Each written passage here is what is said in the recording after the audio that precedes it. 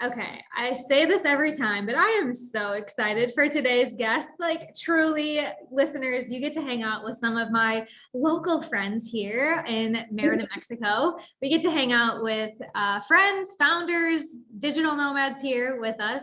Kamil and Cherelle. They are best friends turned business partners who created the L.O.V.E Youth in 2015 with a desire to provide relevant and engaging content to aid students' maturation and success in ways that challenge the rigidness often found within the academic world. Since their inception, they facilitated their workshops to students from all over the country, including signature offerings titled Future on Fleck, where participants deepen their awareness of social emotional learning, SEL, components, and building community through self-love. Their participants are invited to imagine what the world looks like when they actually love themselves on an authentic level. From there, it wasn't long before the dynamic duo acknowledged that what they offered was not only beneficial to youth, but also those who considered themselves young at heart, despite their age. So they've inspired this core concept of harnessing the L.O.V.E that lives within. And now Kamil and Cherelle have realigned their intentions to be creating wellness content for culture, for those of us that are making our dream lives our real lives. Because one of their main objectives is destigmatizing the idea that wellness is only reserved for the few. And they're reclaiming the truth that it's in fact for all of us, despite any ethnicity, race, gender, or cultural differences. Simply put, they're amazing. And they're two homegirls encouraging you to heal, be well, and tap into your youthful spirit and intention. And they're also neighbors. We all live in Merida, Mexico. So welcome to the virtual show, girls. Thank you for having us. You got it. We just had a kind of little light flicker. So hopefully your energy, you guys are just like beaming in. Wow. There's a lot of good vibes going on here. I saw it too. We'll take that. Oh, that's real. It's all energy, right? So Absolutely. Yes. It's been so good getting to know you here in Merida, and folks on the podcast and other places are always just like so curious, like, why Mexico? Why Merida? Like, what is this like magical place you seem to be enjoying? And I would love for y'all to also kind of share like what inspired you to make the move to come abroad and be doing this working and living remote thing. Tell us the story of your decision to move to Mexico. Thank you for asking. And Cherelle's getting us together on our lights. Having an in-home studio, as you probably know, it's a lot. But our teammate, that's amazing. So much help. It's a lot. But this move to Mexico, honestly, Cherelle and I, we love travel. Cherelle, she's been traveling like internationally since like she was younger. I started traveling internationally when I was like 25, and like it's always been just like a really big part, I think, of our wellness, like just as individuals, but also as friends. And so I think we were both exploring the idea of like living somewhere else. We're like, okay, it would be cool, to live in another country. And then the pandemic happened, and then George Floyd was murdered, and like just all of these things were happening. And we were in DC at that point. And like, honestly, we always loved DC. We had been in DC for years, and it just like the walls were coming in on us. And we were like, America just doesn't feel safe for us anymore. We were like, America doesn't feel safe for us anymore. Like, we should try and venture out. So like, I really had my eyes set on Ghana. Cherelle had her eyes set on Spain, on Spain. And we realized like no one was basically bringing in Americans. Everyone was kind of like, you know what? Yeah. Where you are, and Mexico was like the only place that was allowing people in.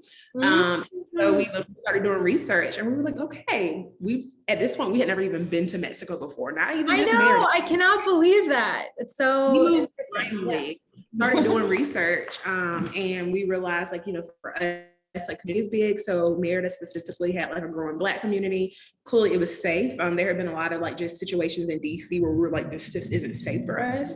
And yeah, we came, and it has just been a learning experience where every day. Cherelle's parents have come from New Jersey and since confirmed that it is indeed safe, hot and safe. Yeah. I think that's okay. So the power of the internet here, first and foremost, which I just so love. And I love how you are leveraging it and really bringing good into the space, because we also we had been to Merida, we saw it, we loved it. And then it was through following people who were like sharing about it and mentioning these like growing communities and the culture and all these things that there were to do. Because I think that when when people conceptualize me as a digital nomad, it's like Cancun and Playa del Carmen are these places that are just like very touristy. They have all these inclusive things. Everyone's come down for like a bachelor party at some point, and they think Mexico is either like all inclusive resorts or like a developing third world country. And there's so much in between that. And for me too, it was like search engine optimization of like, trying to really understand what would be some of the best places to relocate, not just travel, not just hang out, but like build a community. Yeah. That was something on your radar too, when you were looking for somewhere. You wanted like community and friends and all of that. And I found that through blogs. Shout out to Cassie and Nate, who we still have to get on this show. But folks like ourselves who are willing to share and give a little bit more of behind the scenes. So take me back to quarantine, DC, you're on your computers, you just like discovered this little place called Mexico and you're like, let's do it. Was it really like that? Or what was your decision-making process and like fully committing to digital nomading? Oh my gosh. So it was really like that. We had actually went to New Jersey to my parents' house over the summer. And we were just like, we're over America. We're leaving. And they were like, okay, where are you going? And like, I've always talked about living abroad, but I didn't know where I was going. So I was like, I don't know, we're going to Mexico. And my dad is a retired police officer. So he was like, Mexico, you're going where now? Like, tell me again. So he was like, well, where in Mexico do you think you're going? Just like entertaining my idea. And I Googled like the safest place in Mexico and it was Merida. So I was like, Merida. I was like, we're going to Merida. That is so good. Yeah. Yeah. Literally we're just like, we're going to Merida. And then it happened. That was over the summer. And then we kind of talked about it a little bit, but just kind of got back into regular life, I think. And then September, it was Labor Day weekend. We texted our landlord and we were just like, hi, we no longer feel safe in America and we need to break this lease. So how can we do it? And she worked with us. She said we had to get out we had 2 months to get out. We were able to get out within the month and that's all she wrote. Yeah. Wow. Yeah. Okay, I'm a little bit more of a planner than you all, but also like young at heart, like you appreciate. Yeah, because it was also the pandemic that kind of pushed us to just be like, let's just do it, And when people ask me why Mexico, or like, how did you decide, or why this place? It's like, I've never felt like I had a great answer because there was A, knowing, and B, an experience. Like we first visited in 2018 Merida for like a long weekend and we just fell in love. We're like, why is no one talking about this place? This is amazing. And then we needed to regroup at the time. So in 2018, Mac and I had been backpacking for like 9 months and we just needed to stop living in our backpacks. Okay. So we sit down, we're in Merida, we're at flippin' Eladios and we have this meeting. 2018. Okay, where are the top 3 places that you want to live? Like we need to go get a home base. And it was Sacramento, Merida, and Puerto Morelos, which is where we had also lived for like a month. And Merida was like the place. However, there was some family stuff and finances and like American things we had to take care of. So we go back to Sacramento, 2018, and we sat there for a year and a half dreaming of Merida, like watching all these YouTubers, learning all these things, doing all this research, but we didn't know when because then the pandemic hit and it was like, we'll wait till the wave, we'll wait. What are we waiting for? And so it was sort of similar once we got to the place where you all were at, we're like, it's F this S o'clock kind of thing. We're just going to do it. And we just said, okay, after the holidays, family, this is what we're doing. And so we came in January. Were you guys here December, January-ish then too? October. Yeah. We came in October. Oh, you moved quick after Labor Day. You didn't take your 2 months. We did not. All right. So you also were wrapping up careers or like day jobs, right? How did your career and work transition with you? You recently went all in. I know like going all into your own business has happened since being here. So I just want to know a little bit about how that transition happened. Yeah, sure. So we actually started L.O.V.E Youth back in 2015, and that's when we were like doing our workshops and all the things. But we were presented with an opportunity to start a nonprofit in like the DC, Maryland, Virginia area. And so we started that, and we poured all of our time and resources and energy and effort and all of the things into that. And because we were because we were online, working remotely, it was easy to just transition for the time being while we were figuring out Mexico. So we were like, yeah, we're moving, but also like, we're figuring it out. So like, if it doesn't work, we can come back. But like, hey, we have this flexibility, so let's just do it. Yeah. So we were able to, thank God, we were able to continue to handle what needed to be handled in America in the midst of this new journey. Yeah. So it's like we're evolving the nonprofit. So I guess I misunderstood that it was new this year, but really it's just like you all committing to it being online and the way you deliver things being feasible to your Mexico lifestyle is like, yeah, the newer commitment. Yeah, so we walked away. We have fully transitioned away from the nonprofit because I think that just, to kind of take it back to the pandemic, I think, the pandemic, being in a pandemic makes you think about things, right? You're like, what do I enjoy doing? What's important to me?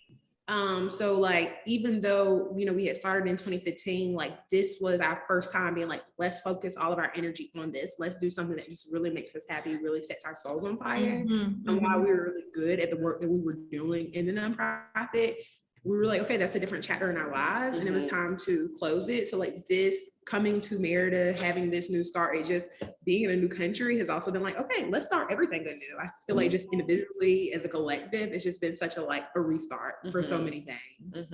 I feel that too. We were working online, obviously, like the pandemic just made us all work online. And coming down here, it became very obvious that it was time for an evolution in my business because I had been coaching coaches how to start their business.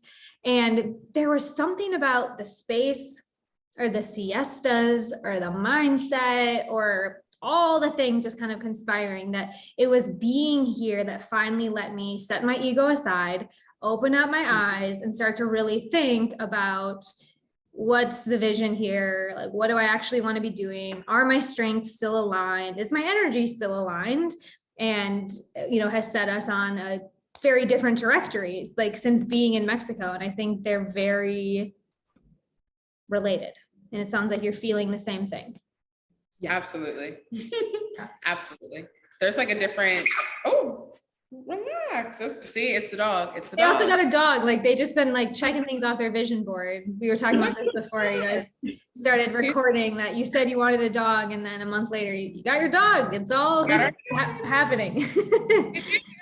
I was going to say, there's just a different energy here. I definitely feel like because it's more relaxed, it's slower, it's just easier to kind of take the time to really think about what it is that you want and how you can get there and the ways that you can do it and like just what you're focusing on. Here is willing to pitch in with you. Like it's like here people will just like open up a sewing shop. Like there's one house in specific that we walk by to go to the dog park. And like when we first came, she was like selling clothes and doing sewing. And then she started selling sandwiches and juices. And now she has like a handbag thing. Like she's just like hustling, right? She's just like putting her storefront out literally. And that's what she's doing. And we find that with folks we meet down here, it's like, oh, like I can help you put on that event, or we can totally make that happen tomorrow. Or I know someone who has that dog that you're looking for. It feels like it's easier to manifest, or that there's more access to receiving. Are you feeling that too? Yeah. Yes. I feel like, I don't know. I feel like for me, it kind of seems like, I feel like in America and specifically in DC, there's such a, like, you have to look out for yourself, because like everyone's trying so hard to get by. And not to say that's the case, for people here, but I feel like especially coming from a place that's so like work driven and like do and outcome and everything like that, being over here is kind of like, you can be like, these are my skills. And I feel like that's something that I've seen not only just, in the locals, but like also to just expats who move here, where it's like, being here gives you opportunity to be like, how do I use like my talents to actually like offer those out to people? And it makes you kind of sit with that. And I feel like, that's why people are like, okay, I'm good at making sandwiches, but also I am good at the handbags and I am good at sewing. Let me do all of them. And I feel like America is very much so like you get into this job that you don't even like, stay there forever so you can retire when you're 80, you know, just to die 5 years later. And I feel like here it's like, no, like let me use what I have because that's what makes the most sense. And so I feel like that's kind of what it is for me. So yeah, to answer your question. Yeah. Well, this is helping me with my like presentation, because for folks that have never been out of the country, much less Merida, Mexico, the question is very obvious. Like, if you can work from anywhere, why would you go to this place that doesn't speak your language? It gets really hot. They don't know anyone in, you know, why, you know? And I think the things that you're expressing, they're not easy to like make a bullet point pro con list, right? It's about being in an environment that allows you more freedom in your mindset, in your routine. Again, shout out to siestas, in what's possible for you, because we're not living in the same structure or set of expectations or kind of like hustle culture. Even though my day-to-day work, like I still open up the same computer and I still use the same Gmail, right? So do you have a good answer? Like, if you had to just explain to someone on a, you know, Didi ride, an Uber ride, whatever ride you're using, like, why Merida? Why work from here when you can work from anywhere? Oh my gosh. I think I would say it's a feeling, like I just feel different here. I feel very safe. Also, I think that safety is super important in any sort of, in whatever you're doing, just in life in general. Not feeling safe can hinder a lot of things, and it can make you just not able to produce and not able to have all of the energy that you have and the talents and all of that, and it kind of stifles things. So I feel like feeling safe for me is just, it's super important. So I feel very safe here. Yeah. Almost like okay, so I want to talk about this safety piece for a minute, because I think there are a few elements to that. Like, the one is that y'all were listening to helicopters in your DC apartment. Like, is it safe? You know, like wearing masks, like going to like protests, like all that stuff is like a real foundational element of safety. And then there's also this like abundance mindset that, to me, safety is like the opposite of scarcity. Okay. So like here, it's like you can access a lot of things. Things are cheaper. You know, there's that piece of it as well. And then I also think this like permission to do and be and have whatever the heck you want is another safety, right? Like, oh, who am I to have a pool in my backyard? Like, I don't, you know, like there's those tangible things of safety, which are super real. And then again, back to this like energy and this mindset of what is possible for you in a supportive environment. So safety, got it. What else? I interrupted your elevator pitch there. I'm sorry. No worries. You mentioned just the price. I mean, things are more affordable here for me, and I am very conscious of the fact that it is not the case for locals here in some instances. So I'm very mindful of like how I say that. Things are just more affordable for me in my experience. The dollar means something different. Yes. And in DC, I mean, we paid a ridiculous amount of money for rent and like didn't even have all the space that we have now. So, and I mean, had the ADT and the security, and as soon as you get in, you're punching the thing and all of that. So definitely the affordability, and just, I feel like trying something new. Like, I really enjoy newness. I don't like routine. I don't like feeling like I am stuck doing the same thing. So like a traditional like 9-to-5 career was never for me. Like, I've never enjoyed it. And I feel like here, just having that, the ability to just do something new and it be so unknown was so exciting. And it's still exciting because every day I'm like, oh, I didn't know that was there. Or, oh, we should go try this. Or, oh, have you ever done this? Let's do it. And so it's like always something new.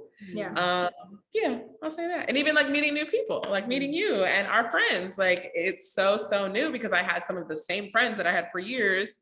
And, you know, you might find the one or two extra people to add to the bunch, but it wasn't like I was just meeting new people all the time. So that has been a growth point for me. But it's also been a beautiful thing as well.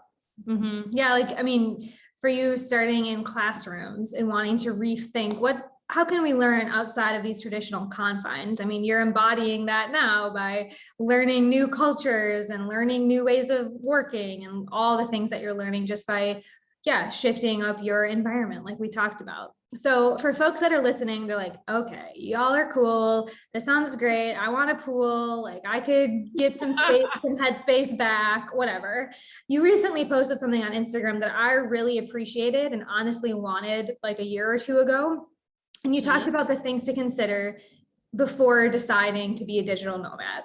And I'd love for y'all to kind of unpack that and think about, you know, where you were a year and a half ago. Like, what are some of the things you did right? What are some of the things you would do differently? And what's kind of the pro tips that you have for making your decision about being a digital nomad? Thank you. That's a good question. That's a great question. I feel like, you know, us stepping into this whole like digital nomad life, because it did come about so quick. I know for everyone, like it isn't do what works best for you. So I think that's for me, that's the biggest pro tip. Like, don't necessarily look at anyone else's journey and be like, I have to do it that way, because like you may not be that type of person. So like, you know, if it takes you a year, great, plan for a year. If you can do it in a month, do it in a month, but don't feel like, oh my gosh, I got to do it this way. Cause I feel like you'll end up getting your feelings hurt. But I feel like as we were preparing for it, we were in rapid speed. So it was kind of like, you know, where do we go for us, at least for me in the moment, it was like, where can I go where like safety is a priority, like feeling what those priorities are. And something I think I mentioned to you the other night, like, you know, two significant, I feel like events happened when we were in DC, like a few months before we had moved into like our last apartment there. Like basically there had been a carbon monoxide scare and the fire department had came. Long story short, we had left. They were supposed to close our house up. We came back. Our windows were open, our doors were open. We never moved back into that apartment. We stayed in hotels, and like a lot of people didn't know that. And it was such a scary thing because like the fire department didn't care. And it was kind of like, whatever, y'all will deal. And we're like, we're not safe anymore. And then we had a double homicide in the house beside us. And that shook us, where it was kind of, we were still there, but just knowing that that's happening right next door. So I'm like, safety, that's number one. Affordability, that's number one. And so feeling like, what are those priorities? Like we don't have kids. So for someone else, it might be school. So like really just looking at the pros and cons of like, am I leaving the place that I am to go into a place that's similar just because people say it's popular, just because people say it's fun? Like there's definitely some other places in Mexico that I've been where I'm like, oh, this sounds great. Like we have friends who are in Playa. Playa is great. Like it's definitely a younger community, things like that. But for me, I need a vacation after a vacation in Playa. It's a little rowdy. It's a little rowdy. So yeah, that's kind of my little two cents on that. Yeah. I'm like that. Basically that. I would also add just realizing that, basically that. I'm like, because I'm going to reiterate what you just said. So basically that. Let me reiterate before you reiterate the iteration. Okay. But I think this is like good advice for any big life decision. You know, I've been someone in my 20s who's really followed my heart and then like had my head catch up. Because like we said, like there was a feeling, like I knew it, like we had this experience and then we put it on the vision board and it just kept building this like heart feeling that like I wanted to be there. I wanted to experience it, when like the head pro con priority list like wasn't as easy to like map out. And so I think, you know, what you're saying here, Kamil, is that there's elements of planning and preparing. Like how much time is this going to take you? How much money do you need? By the way, you need like 2 to 3 months rent to move down here, like cash in hand kind of thing. Like figure out those pieces.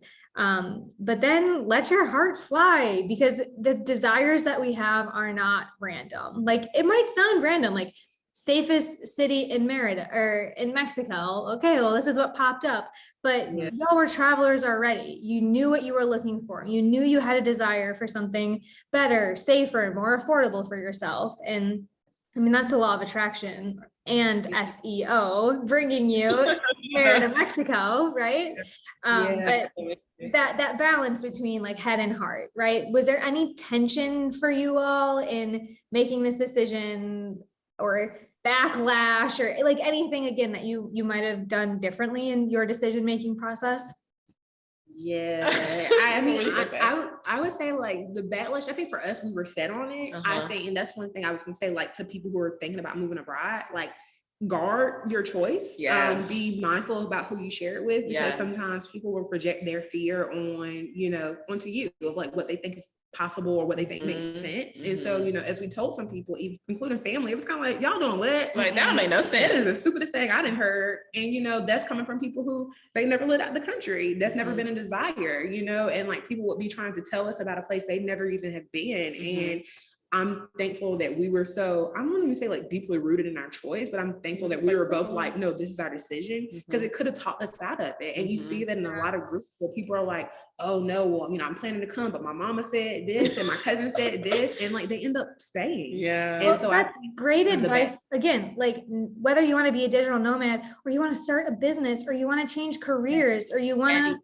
marry someone you just met. I don't know. It's like, that's really good advice of like standing firm in your decision and knowing that your conviction and your head and your heart are all aligned, because exactly what you just said, Kamil, people will show you their fear when you do scary things. Yes, Absolutely. Yes, Absolutely. Like, you saying everything. Yeah. All right. So you're a year in. What's the like one unexpected thing, one of the most unexpected things that you've learned or run into as a digital nomad here? I will say not having hot water all the time for me.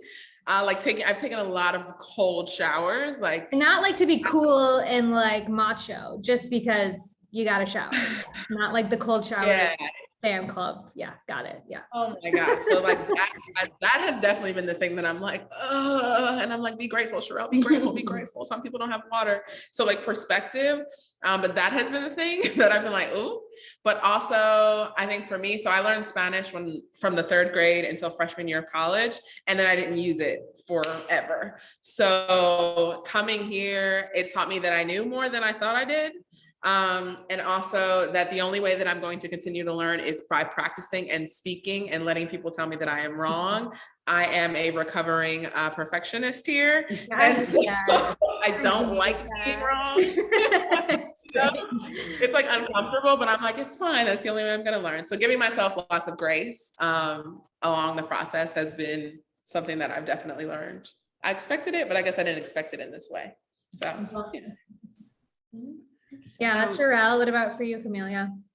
I would say for me, I think how hard it is to unplug from like the grind culture aspect. I mean, I'm too like Cherelle. I'm always trying to figure out how I can start working sooner rather than later, because I don't believe in the concept of having to work my whole life. And, you know, even coming here and not being locked into like a 9 to 5 and having to go to an office, because, you know, we've been out of our office since March because of COVID, like, you know, 2020. And it still feel that need to be like, I haven't done enough, you know? So I feel like that's a conversation Cherelle and I have often, where it's like, you know, it's okay to be able to go get breakfast on a random Wednesday. It's okay to not start your day until 12 o'clock. It's okay not to do 9 hours of work, you know what I mean? And being okay with like not having to produce something all the time, because I think, you know, coming from America, your worth is attached to what you produce and all of these things. And not to say that's not important here, but it's something that we don't have to be as tightly tied to. So I feel like every day is like a commitment to be like, okay, it's okay. Like even this morning, I'm like 9 o'clock. Okay, we haven't worked out. What are we doing?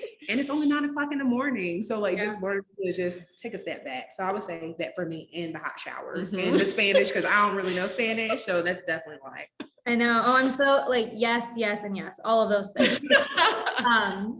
And thank you for saying that the challenge of like turning off the hustle culture, because as much as we're talking about how it's free and easy and the energy is so great down here, like I do still run a similar business as like, here we are on Zoom, like here I am using my calendar link. Like for me, I found that having some structure and having some routine is really helpful for me. I'm like you though, Cherelle, where it's like, oh, I don't want to have to be told what to do. I don't want to feel like I'm like working all day.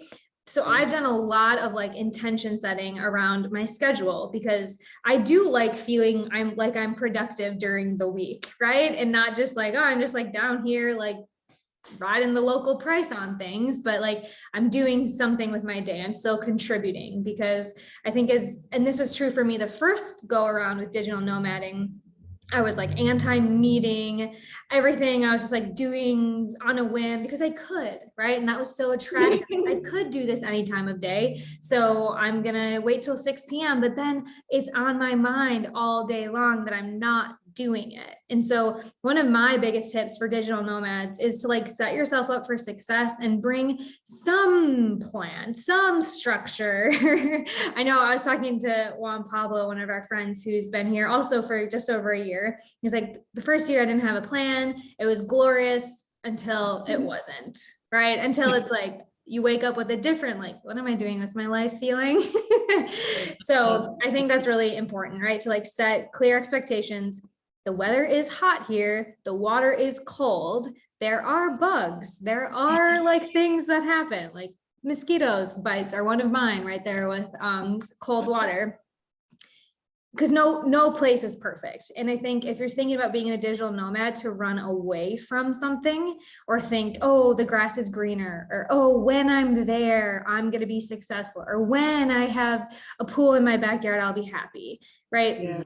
That's just setting yourself up for disappointment. So thank you for being honest about the cold water. And we should find a Spanish tutor together, because that's one of my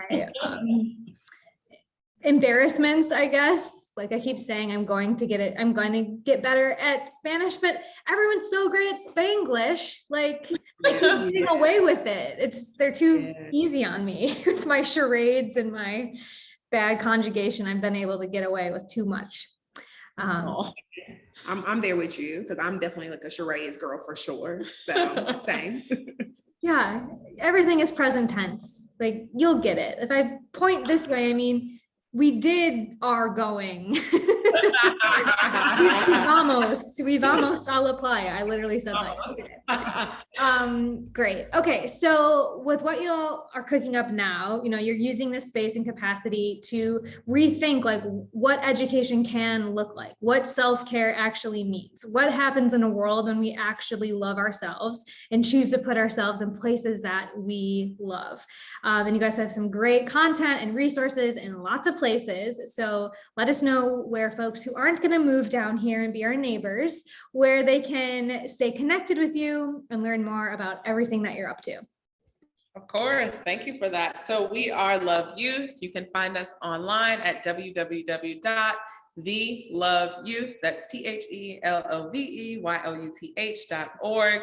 We have a beautiful website that was designed by our friend Nate, who you shouted out earlier, from Native Nomads. And it's immaculate, but it also has lots of ways that you can work with us on there. So we also have an Instagram page, that's L.O.V.E.YOUTH. So we are on Instagram, bringing you all the content, all of the self-love, all the self-care, all the wellness vibes in all of the ways. We have videos, reels, all the things, the Instagram things. And we are also on Patreon. So Patreon is a monthly membership-based platform for creatives like us, where we can garner monetary support for the things that we do. So on Patreon, we have everything from more videos on our life abroad to affirmations, audio affirmations, meditations. We have calls, some like all the things, about conversations, different random things, wellness. Yes, all things centered around wellness. And that is Patreon. And you can find that on our website, but also on our Instagram, but it's also the L.O.V.E Youth. So patreon.org/the.L.O.V.E Youth. That is so many good, abundant, valuable things happening in all those places. We'll make sure that we have the links so that listeners and followers can stay connected and continue all the conversations with you all. And I hope to see you, IRL this week or next. How about that? Yes, that sounds good. Let's make it happen. Thank you. Thank you for having us. Hanna. Yes, thanks listeners for hanging out with us today. I'll be back with more inspiring guests that will help you make your dream life your real life next week. Until then,